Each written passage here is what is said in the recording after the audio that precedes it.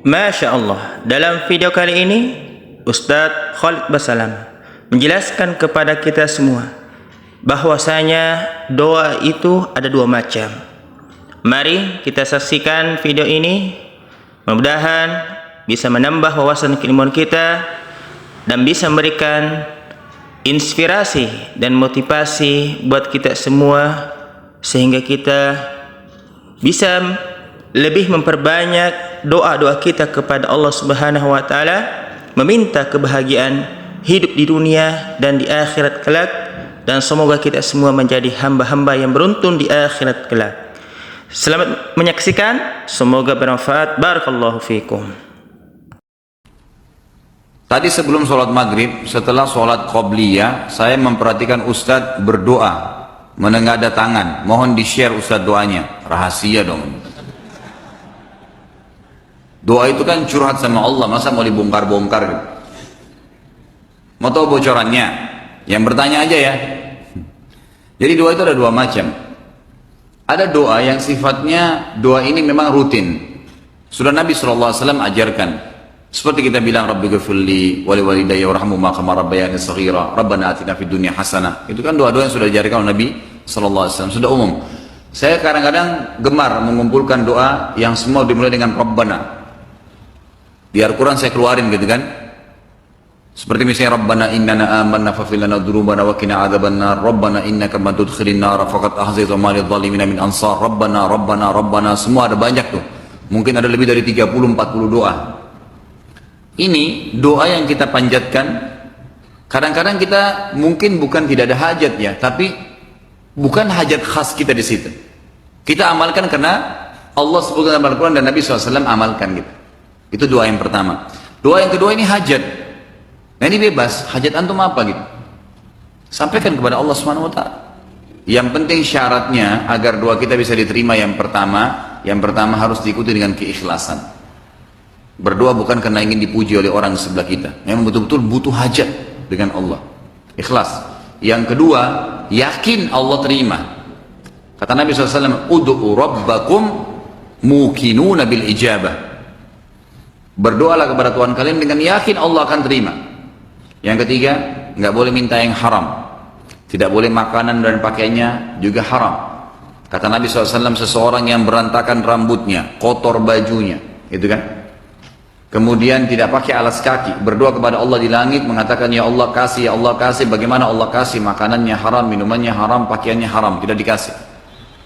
Yang keempat, tidak tergesa-gesa. Kata Nabi SAW dalam hadis Bukhari Muslim, yustajabu li ahadikum ma lam ya'jal. Seseorang pasti diterima doanya sama Allah selama tidak tergesa-gesa. Ucapannya, Rabbana atina fid dunya hasanah. Bukan Rabbana atina fid dunya hasanah fil akhirati hasanah. Atau apa yang diucapin. Kemudian juga tidak tergesa bisa minta jawaban. Kata Nabi SAW, wa kaifa ya'jal ya Rasulullah? Bagaimana cirinya orang yang tergesa-gesa itu ya Rasulullah? Kata Nabi SAW, yaqulu da'autu walam yustajabu li fatarakat du'a. Dia bilang saya sudah berdoa belum ada jawabannya, maka dia tinggalkan doa. Itu buru-buru, tergesa-gesa. Kita panjatkan proposal kepada Allah. Bawahan di kantor minta dinaikin gaji sama dirutnya. Tulis permohonan, masukkan ke ruang direktur. Kira-kira apa yang antum lakukan setelah itu? Nunggu atau gebrak-gebrak pintu dirut? Nunggu. Nggak mungkin, mana proposal saya, permintaan, nggak mungkin, mana berani, dipecat dari kantor. Allah udah kasih kita badan, udara, mata, macam-macam nikmatnya banyak gitu kan. Hanya minta ini terus belum dikasih, protes.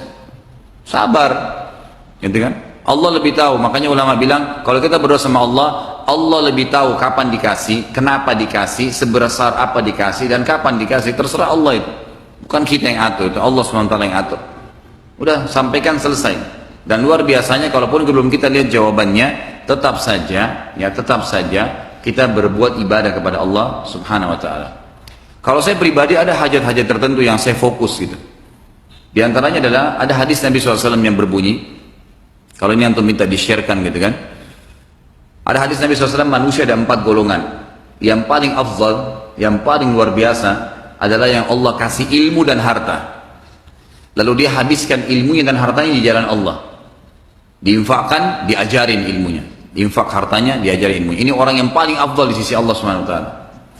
Datang golongan kedua, orang yang Allah kasih ilmu tanpa harta. Tapi dia lihat golongan pertama dan dia bilang, ya Allah, dengan ilmunya ya, kalau saya punya harta seperti orang itu saya akan buat sama. Artinya saya akan pergi haji, hajikan orang, saya akan bangun masjid, saya akan bangun ini. Begitu niatnya. Maka kata Nabi SAW, fahuma fi ajri sawa. Mereka sama pahalanya. Tapi golongan ini golongan kedua. Ada golongan ketiga yang Allah kasih harta tanpa ilmu. Kaya tapi nggak tahu halal haram. Nggak tahu harus diapain hartanya. Lalu dia habiskan hartanya di jalan kemaksiatan. Foya-foya, bangun diskotik, macam-macam, bioskop, karaoke, beragam macam maksiat. Datang golongan keempat, paling bobrok nih. Nggak ada ilmu, nggak ada harta. Masalahnya bukan dia lihat golongan pertama sama kedua, golongan ketiga nih. Dia bilang kalau saya punya harta, saya akan buat seperti orang ini. Bangun diskotik, bangun bar. Apa kata Nabi SAW? Fahuma, keduanya ini 3 dan 4, fi wazri sawa, di dosa sama. Udah goblok, bodoh, miskin gitu kan. Ini bahasanya begitu, dia bukan individu ya, tapi luar biasa kan. Yang dicontohin orang maksiat kepada Allah SWT. Kalau saya pribadi selalu saya berdoa begini, ya Allah, karuniakanlah saya ilmu dan harta. Secara pribadi gitu kan. Kemudian buatlah saya menyelesaikan dan mengeluarkan semua di jalan Allah. Jadi saya minta agar dijadikan golongan yang pertama ini. Ini bocorannya. Satu aja ya. Masih banyak yang lain tapi nanti.